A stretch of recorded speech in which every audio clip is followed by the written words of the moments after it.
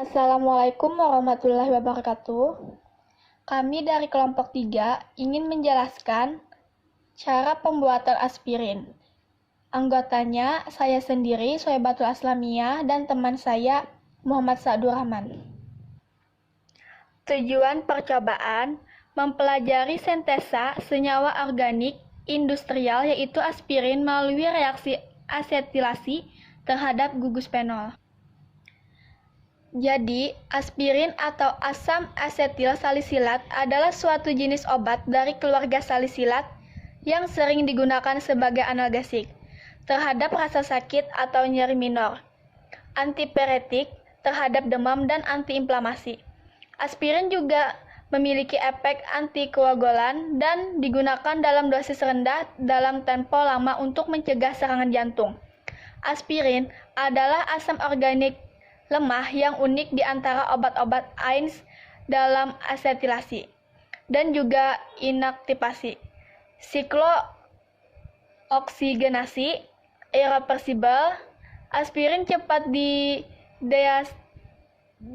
dideasetilasi oleh esterase dalam tubuh, menghasilkan salisilat yang mempunyai efek antiinflamasi, antipiretik, dan atau analgesik. Efek antipiretik dan antiinflamasi salisilat terjadi karena penghambatan sintesis prostaglandin di pusat pengaturan panas dalam hipotalamus dan perifer di daerah target. Aspirin atau asam asetil salisilat merupakan senyawa derivatif dari asam salisilat. Aspirin berupa kristal putih dan berbentuk seperti jarum. Dalam pembuatan aspirin, tidak akan dihasilkan produk yang baik jika suasananya berair, karena asam salisilat yang terbentuk akan terhidrolisa menjadi asam salisilat berair. Aspirin diperoleh dengan proses asetilasi terhadap asam salisilat dengan katalisator H2SO4 pekat. Pada sintesa aspirin, reaksi yang terjadi adalah reaksi esterifikasi. Ester merupakan turunan asam karboksilat yang gugus OH dari karboksilatnya diganti dengan gugus OR dari alkohol. Ester dapat dibuat dari asam dengan alkohol atau anhidrida asam dengan alkohol. Suatu ester asam karboksilat dan turunan asam karboksilat membentuk ester asam karboksilat. Reaksinya seperti pada digambar. Jadi, asam salisilat ditambahkan asam asetat anhidrat di dalam suasana panas dan ditambahkan H2SO4 menghasilkan aspirin dan asam asetat. Jadi, alat yang digunakannya ada neraca digital, gelas beker, pengaduk kaca, corong, termometer, gelas arloji, kompor listrik, kertas saring, pipet gondok, oven, dan juga Erlenmeyer.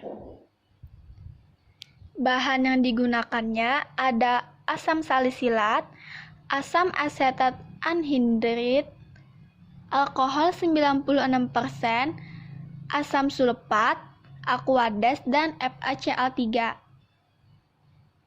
Cara kerjanya, yang pertama, asetilasi dengan menimbang asam salisilat 10 gram dan asam asetat dalam botol sebanyak 14 ml. Masukkan asam salisilat dan asam asetat anhidrit ke dalam Erlenmeyer dan menambahkan 10 tetes H2SO4. Kemudian selanjutnya memanaskan campuran dengan cara meletakkan Erlenmeyer di dalam baskom yang berisi air dengan kompor listrik sambil diaduk selama kurang lebih 15 menit. Kemudian menjaga suhu air di dalam baskom kurang lebih pada suhu 60 derajat Celcius selama kurang lebih 15 menit.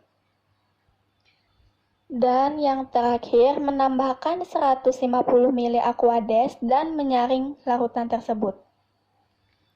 Kemudian tahap kedua, rekristalisasi. Caranya, melarutkan endapan aspirin ke dalam 30 ml alkohol 96% dan memanaskannya hingga semua kristal larut. Kemudian mendinginkan campuran hingga terbentuk endapan dan menambahkan 50 ml Aquades, lalu menyaring endapan tersebut. Dan menimbang kertas saring, lalu mengeringkan endapan yang ada di kertas saring menggunakan oven hingga menjadi kering.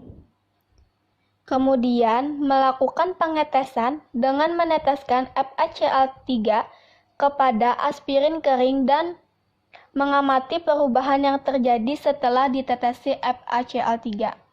Saya Muhammad Sa'dur Rahman akan menjelaskan mengenai pembahasan dan kesimpulan pembuatan aspirin. Wujud aspirin yang dihasilkan dari percobaan akan berbentuk seperti jarum. Aspirin yang masih mengandung pengotor akan berwarna ungu setelah ditetesi FaCl3. Bahan yang digunakan adalah asam salisilat dengan asam asetat anhidrit yang direaksikan dalam suasana asam pekat yang dibantu dengan proses pemanasan dan pendinginan. Penggunaan asam asetat anhidrit karena bersifat murni, tidak mengandung air, dapat menyerap air sehingga dapat menghidrolisis aspirin. Penggunaan asam asetat anhidrit juga berfungsi untuk mencegah air, karena jika terdapat air, kristal dan aspirin dapat terurai kembali. Penambahan 10 tetes asam sulfat pekat pada larutan berfungsi sebagai katalisator untuk mempercepat terjadinya sintesa. Asam sulfat tersebut tidak ikut bereaksi, namun menurunkan energi aktivitas sehingga reaksi terjadi lebih cepat. Proses pemurnian aspirin dilakukan dengan menggunakan alkohol dan air. Alkohol sebagai pelarut dan air untuk mengkristalkan. Tujuan ditambahkan air setelah alkohol karena aspirin akan berubah menjadi asam asetat jika terkena air secara langsung.